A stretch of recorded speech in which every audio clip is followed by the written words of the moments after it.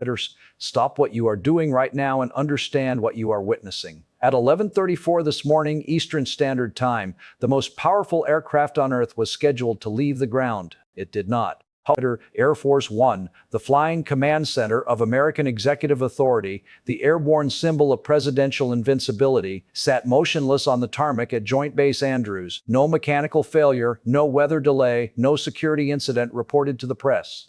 Just a single cryptic line buried on the White House website. Presidential travel suspended indefinitely pending resolution of operational requirements.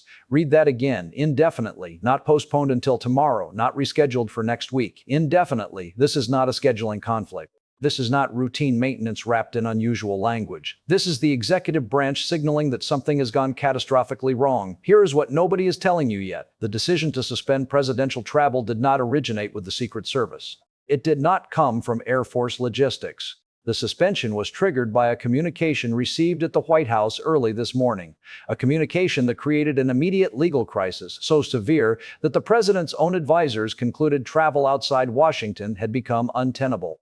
Not unsafe in the traditional security sense, untenable in the legal sense. In the constitutional sense, timeline begins not this morning but 72 hours ago.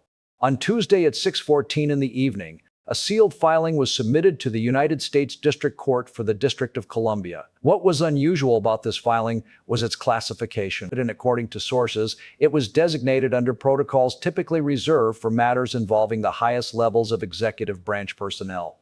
By 9:47 that evening, senior officials at the Department of Justice had been notified. Wednesday morning brought the first visible sign that something was shifting. At 8:23, the White House Counsel's office requested an emergency meeting with the Attorney General. That meeting was declined, not postponed, declined. The Attorney General's office responded that the matter was being handled through proper institutional channels and that direct communication with the White House would be inappropriate. That phrase signals that a line has been drawn. The normal channels between the executive's legal team and its own Justice Department have been deliberately severed. By Wednesday afternoon, the atmosphere inside the West Wing had shifted from tense to alarmed. A meeting was convened in the Roosevelt Room that included the Chief of Staff, senior advisors, and outside attorneys brought in for what one source described as a constitutional preparation scenario. Thursday brought the next indicator. At 9:12 in the morning, the president canceled a scheduled intelligence briefing. The official explanation was a scheduling conflict, but his public schedule showed nothing. According to a source, he was in the residence on the phone with his personal legal team for nearly 90 minutes, a conversation one participant described as unlike anything I have experienced in 40 years of practice. By Thursday evening, the pattern was unmistakable. But at 7:44, the White House canceled a Friday departure for a long-planned Midwestern trip. The explanation was weather concerns, but forecasts showed nothing unusual. At 8:52, a scheduled network interview was postponed without new date. At 10:17, the press office notified staff that all media availability would be reviewed day by day. One by one, pieces of a functioning presidency were being quietly removed. Then came this morning. But at 6:41, a communication arrived at the White House from within the federal judicial system. By 7:15, the White House Counsel was on the phone with the Chief of Staff. By 7:32, the president had been briefed. By 7:58, preparations for the Cleveland departure were paused. Someone was deciding whether that plane would fly. For nearly 3 hours, a battle played out inside the White House. One side argued that canceling the trip would signal weakness, confirm to enemies that they had constrained him, and be interpreted as evidence the presidency was entering its terminal phase. The other side argued that proceeding carried risks that could not be calculated, that events might unfold that would create an untenable situation. At 11:11, 23 minutes before wheels up, the decision was made. Air Force One would not fly. The motorcade was turned around. By 11:52, the president was back inside the White House. To understand why this moment is different, you need to understand the architecture of power that has protected this president. That architecture rests on 3 pillars. First, institutional loyalty. Every president depends on executive branch agencies following direction. This president has tested that premise repeatedly, demanding loyalty that extends into legally treacherous territory. Second, political protection. President facing legal jeopardy depends on congressional allies willing to attack accusers and block constitutional removal mechanisms. Third, public support. Tens of millions who show up at rallies and make clear that abandoning this president means political annihilation. All three pillars are now under simultaneous stress. Within the executive branch, institutions are drawing lines. The Attorney General's refusal to meet signals the Justice Department is treating this White House the way it would treat any subject of an ongoing legal matter. At the Pentagon, sources describe acute unease. Senior military leaders may soon face orders that test the boundaries of lawful authority. The grounding of Air Force One has demonstrated that even routine presidential travel has become problematic. Within Congress, the ice is cracking. 3 Republican senators have made statements in 48 hours that stop short of defending the president. 6 months ago, they would have issued full-throated defenses within hours. Their hedging tells you the political calculation is shifting. At 3:27 this afternoon, the first significant crack appeared publicly.